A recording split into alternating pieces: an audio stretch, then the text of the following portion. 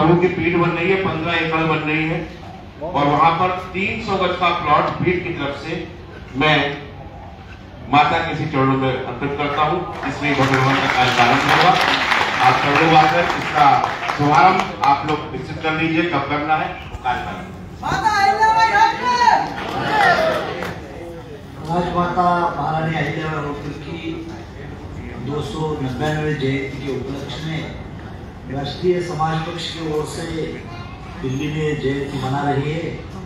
ये जयंती के उद्घाटक है स्वामी सिद्धरामैया जी महाराज कर्नाटका और प्रमुख अतिथि है हमारे मार्गदर्शक श्री श्री 1008 आचार्य स्वामी सच्चिदानंद जी महाराज जी और राष्ट्रीय के राष्ट्रीय अध्यक्ष श्री राकेश सागर साहब, राम कुमार पाल जी, हमारे उद्योगपति चौबे जी, विशाल बुधवन जी, अंतर सिंह पाल उद्योगपति दिल्ली, बाबा साहेब दांगे जी परभणी साहब, काशीनाथ जी शेवते महाराष्ट्र के अध्यक्ष, प्रांतीय मध्य प्रदेश अध्यक्ष, गोपाल सिंह पाठक जी बिहार के अध्यक्ष, वीरपाल जी रासपा दिल्ली और जगदीश सिंह भगत जी दिल्ली कैंडिडेट, रमेश कुमार जी, नरेश कुमार जी, भोरे सिंह जी, कन्हैयालाल जी पाल, राजा भाऊ जी पल, अशोक हके, मंगत राम जी, रौदले जी और सुरेश जी काले और मेरे पत्रकार, मेरे साथी और भाइयों और बहनों, ये हमारे इस साल की जयंती छोटे खाने में करने का मकसद ये था कि इलेक्शन होने के बाद 10 दिन भी नहीं हुए और लोगों को पूरे इंडिया के लोग सब मेरे प्रचार के लिए आए थे परभणी में, कोई चंदा रखे इकट्ठा रखे। इसी वास्ते से मैं सुशील कुमार के बोला कि इस बार 400-500 हजार लोगों के बीच भी हम जयंती मनाएंगे और इस बार पॉलिटिकल लीडर बनाने से संत और स्वामी महात्मा का आशीर्वाद हमें लेना है। इसीलिए आपको कर्नाटक से और मथुरा से 2 आप बड़े लोगों को बुलाया, क्योंकि हमसे बड़े आप लोग दोनों हैं। लीडर से बड़ा कौन होता है? संत और महंत होता है। आपके लोग फॉलोअर हजारों लोग रहते हैं, करोड़ों लोग आपके फॉलोअर रहते हैं। हम तो अवसरवादी होते हैं। राजकीय नेता जो क्या होता है, अवसरवादी होता है। मुझे एमपी बनना है, मिनिस्टर बनना है, प्रधानमंत्री बनना है, चीफ मिनिस्टर बनना है। लेकिन आप असली लोगों को सेवा करने का काम संत महंत लोग करते हैं। इसलिए हमने इस बार चुना है। मैं आपको वादा करना चाहता हूँ कि अगली बार 300 जयंती है, रामलीला मैदान पे हो जाएगा। बहुत बढ़िया। और कम से कम 10 लाख लोग इकट्ठा किया जाएगा। आपका जो वादा था वो सपना मैं पूरा करने की कोशिश करूंगा। और मकसद ये है कि अहिल्याबाई होलकर ने पहला तो जयंती हमने स्टार्ट किया महाराष्ट्र में। जयंती के वजह से उस गांव उस धरती में पार्टी का भी स्थापित वही पार्टी स्थापन किया। फाउंडर डे वही चौड़ी में बनाई। तो हमारा मकसद ये है कि धर्म कारण के साथ साथ हम राजकारण भी करना चाहिए। हमारे शेषेराव खरसुने एपीएस है, क्रीड़ा मंत्रालय दिल्ली के, उसका ही स्वागत करता हूँ। और जो नीति आयोग के सलाहकार है कर्नाटक से आए हैं हमारे, उसका भी मैं धन्यवाद देता हूँ। और हमारे कैंडिडेट राठौड़ है मध्य प्रदेश से आए हैं, सब लोगों का मैं धन्यवाद देता हूँ। साथियों, मेरा मकसद ये था, 30 साल मैंने वोट लिया था, शादी नहीं करूँगा, घर नहीं जाऊँगा और खुद की प्रॉपर्टी नहीं बनाऊँगा। इसका मकसद था, दिल्ली मेरा लक्ष्य था। दिल्ली मुझे जाना है और खुद के बलबूते पे जाना है। मैं बीजेपी कांग्रेस से भी जा सकता था, तो मुझे सिद्धरामैया नहीं बनना, मुझे मालिक बनना है देश का। मुझे सोच के चला। सिद्धरामैया तो हमारे टॉप प्रायोरिटी है, वो अच्छा लीडर है, हमारे समाज के है। अहिल्याबाई होलकर है, वैसा संगोली रायन्ना है, कनकदास है, वैसा सिद्धरामैया। लेकिन मैंने चूज किया था कि खुद का रास्ता खुद ढूंढूं और आपके पैरों तक दिल्ली चलो। तो मैं आप सभी संत महंतों का आशीर्वाद से मैं 4 जून को जीत भी रहा हूं और दिल्ली आ रहा हूं। मैं आपको बताना चाहता हूं कि मैं बीजेपी से नहीं बना, ना कांग्रेस से बना। मेरी तकदीर में लिखा था कि महादेव तुम खुद की झोपड़ी बनाओ और झोपड़ी का मालिक बन जाओ। हिसाब से मैं ये रास्ता तय किया था, वो अहिल्याबाई होलकर के गांव से शुरुआत की। तो साथियों, मैं पहला तो अकेला चला था, अकेला चलते चलते मंजिल बन गई। तो अभी मी निकल के अभी VR बन गए, मी निकल के VR बन गए। तो मेरे साथियों, मैं बताना चाहता हूँ, ये मकसद हम मंजिल तक पहुंच चुके हैं। जब तक जिस समाज का दल नहीं होता, उस समाज का बल नहीं होता। तुम बेदखल है। दखलपात होने के लिए हमें कुछ तो करना पड़ेगा, हमारे खुद के दल पे जाना पड़ेगा। इसीलिए मैंने ये रास्ता तय किया, लोगों ने भी साथ दिया। मैं दोनों संतों को बताना चाहता हूँ, कल इलेक्शन हुआ, उस इलेक्शन में ब्राह्मण समाज ने मुझे धन इकट्ठा करके दिया। जांगे साहब मराठा समाज के, वो लोगों ने मीटिंग लिया, वो लोगों ने मुझे चंदा दिया। दलित लोगों ने दिया।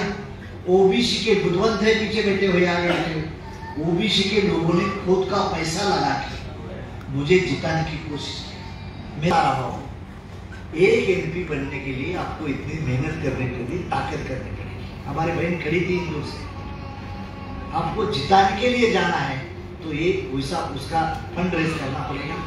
मुझे लोगों ने दे दिया, जहां जहां मैं जाता था वो लोग मुझे चंदा देते। और मेरे RSP के पूरे इंडिया के 7,000 कार्यकर्ता खुद का पैसा लेके, खुद का धन लेके, टाइम स्पेंड करके वो लोग घूम रहे थे वोटिंग के लिए। सब कम्युनिटी के थे, उसमें पंडित थे, ओबीसी थे, दलित थे, मुस्लिम थे, सब कम्युनिटी के लोग थे, कोई ऐसा नहीं। और आगरा से ही मुझे स्वामी आए थे, वो पंडित थे, ब्राह्मण थे। जो ब्रह्मचारी ऐसे लोग थे, ऐसे 20 लोग गुजरात से, तमिलनाडु से, कर्नाटका, सब लोगों से महाराज लोग आए और सब समाज के लोग आए, मुझे मालूम भी नहीं। तो ये सब लोगों का आशीर्वाद मिलने के बाद मैं यहाँ तक पहुंचा। तो मेरी आपको रिक्वेस्ट है कि भाई ये पार्टी क्यों बनानी पड़ी, राजनीति करने का डर क्या हुआ है? साहब, बीजेपी के साथ मेरा अलायंस हुआ, गोपीनाथ मुंडे ने मुझे दत्तक पुत्र माना, उसने अलायंस किया। बाद में हम बचे बनने के बाद बड़ा दल छोटे दल को खा जाता है, तो थोड़ा इग्नोर करने लगे। तो हमने भी ताकत हमारी बना दी। जब बाकी एनडीए वाले के खिलाफ वाले लोग तो मुझे बुला रहे कि साहब हम आपको देंगे, तो हमने अलायंस चल रही थी, हमारा लो मैच स्टार्ट हो रहा था। उसमें बाद में समझ में आया कि भाई वो बंदा जा रहा है। उस वक्त तो मुझे अमित शाह साहब और मोदी साहब का ही फोन आया कि मैं आपके साथ अलायंस करना चाहता हूं, तुम ऐसा क्यों कर रहा? एकनाथ शिंदे, अजित पवार और देवेंद्र फडणवीस रात को 1 बजे दिल्ली आए। बाद में मेरे साथ डिस्कशन हो गया और बाद में हमने तय किया कि हमें एक तो सीट देना चाहिए। तो इसीलिए परभनी की सीट बीजेपी ने एनसीपी कोटे को दे दिया और एनसीपी ने मेरे कोटे पे दे दिया। ऐसा हमारा अलायंस होगा। तो साथियों, मैं आपको बताना चाहता हूँ कि जब तक तुम खुद के पेड़ों पे भरोसे के साथ नहीं चलेंगे, दूसरे से सहारे से चलेंगे, तो तुम खत्म हो जाएंगे। मैं महाराष्ट्र के अध्यक्ष को बताना चाहता हूँ, आपने परभनी तैयार किया, उसके साथ बारामती तैयार किया, उसके साथ साथ माड़ा तैयार किया। इसीलिए जांगे साहब 1 सीट देना पड़ा। अभी आपको 50 सीटें चाहिए ना, तो 100 सीटें की तैयारी करो, तब तक बीजेपी आपको नहीं हटेगी। 100 सीटें की तैयारी हो जाएगा तो मेरे पास आएंगे, जानकर साहब उतना सीटें ले लो, तो हम आगे पीछे 1 सीट कम करते, राम भाई तेरे पार्टी को बोल सकते हैं कि अलायंस में रह सके। अभी तो हम सेंटर में मिनिस्टर भी बन रहे हैं, मिनिस्टर बनेंगे, लेकिन हम बोलेंगे महाराष्ट्र का अध्यक्ष आगे नहीं सुन रहा है। पाटिल जी, आप बिहार की भी राजनीति ऐसी करने हैं, और भगत सिंह दिल्ली की राजनीति आपको ऐसा करना है, प्राण सिंह को मध्य प्रदेश की करनी है। जब तक तुम नहीं घूमेंगे, तुम्हारी ताकत नहीं देंगे, तब तक बीजेपी और कांग्रेस आपको लाइट में नहीं लेंगे, लाइट में लेंगे।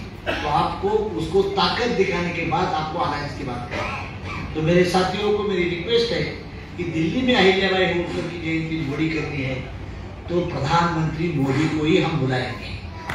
आने वाले नेक्स्ट ईयर रामलीला में जब हमारी अहिल्याबाई होलकर की जयंती 10 लाख की होगी, तो इसका प्रधानमंत्री भी हमारे मंच में आएगा। उस वक्त ये दोनों भी स्वामी रहेंगे, ये दोनों भी स्वामी रहेंगे। मैं दावे के साथ बताना चाहता हूँ तो आपकी ताकत बढ़ानी चाहिए, आपकी हुकूमत बढ़ानी चाहिए। अभी तो बिहार वाले भी लोग आए, बिहार के लोगों ने मध्य प्रदेश किया और तमिलनाडु में भी सीटें गिरी। परसों 4 दिन हम तमिलनाडु में था, मैं अक्की सागर और सुशील तीनों भी तमिलनाडु में थे। तो इंडिया का हर कोने हम जाते हैं। अभी एमपी बनने के बाद एक दिन भी नहीं रहूंगा, ज्यादा से ज्यादा मैं 2-3 दिन परभणी को दूंगा और बाकी सभी वक्त मैं इंडिया के लिए देने के लिए राजी रहूंगा और मैं कोई देने वाला है। तो साथियों, आप महाराजों का, दोनों ही संतों का मैं आभार मानना चाहता हूँ। आप हवाई जहाज पकड़ के दोनों भी आए, ये प्रोग्राम को सक्सेस बनाए। और पंकजताई आने वाली थी लेकिन आज उसका मुहूर्त था, मुझे फोन आया, उसका शिरडी और कई देवताओं का दर्शन का काम चल रहा है, तो इस बार मुझे ये करो। तो ठीक है, दिस इज माई सिस्टर, वो कभी भी आएगी, ऐसा कोई नहीं। तो साथी जो लोग आए हैं, महाराष्ट्र, बिहार, कर्नाटका, उत्तर प्रदेश और आंध्र, तेलंगाना से भी कुछ लोग आए, सभी को मैं धन्यवाद दिलाना चाहता हूँ। और अगली बार की जयंती बहुत बड़े पैमाने से करना है। उस वक्त दिल्ली में रामलीला मैदान है, जिसे पहला 94 में पहला लॉन्ग मार्च हमने स्टार्ट किया था, वही मैदान भरने की कोशिश हम करेंगे। पूरे देश के लोग यहाँ आएंगे। और जब आज चौड़ी में कोई नहीं आता था, लेकिन अभी महाराष्ट्र गवर्नमेंट 50 लाख रुपए हर साल दे रही है, 50 लाख रुपीज, हाँ करोड़, 50 करोड़ रुपए दे रही है और गवर्नमेंट बना रही है। वैसा एक दिन दिल्ली में ही दिल्ली का शासन अहिल्याबाई होलकर की जयंती मनाएंगे। ये कब मनाएंगे?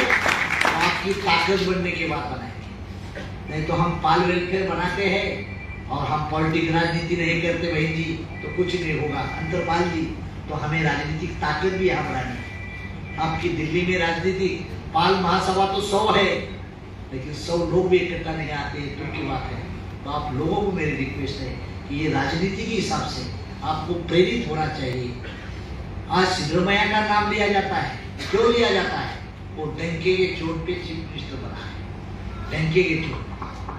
तो ऐसा आदमी चाहिए कि आगे वाली पार्टी में आपको डरना चाहिए, नहीं तो आप उसके जाके भीख मांगे डिमांडर बन गए। You can't become a commander. Commander बनना चाहिए, डिमांडर से काम नहीं चलेगा। तो हम आपको सभी देशवासियों को बताना चाहता हूँ कि इस ओर से आप काम करिए। आपके इलाके का अहिल्याबाई होलकर की जयंती रही, शिवाजी महाराज की जयंती रही, स्वामी विवेकानंद रही, महात्मा फुले की रही, बाबा साहब अम्बेडकर की रही। ये जयंती के माध्यम से हम लोगों को तैयार करने की कोशिश कर रहे हैं और वो सोच के आगे जाने से हमारा दल भी आगे बढ़ना चाहिए।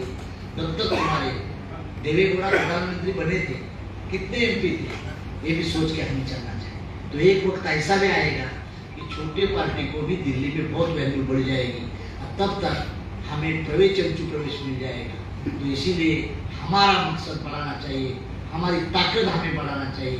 तो इस ओर से जब तक ये नहीं बढ़ेगा तब तक कोई आपको नहीं पूछेगा। महाराष्ट्र के अध्यक्ष को मैं बताना चाहता हूँ, महाराष्ट्र में बहुत मौसम अच्छा है।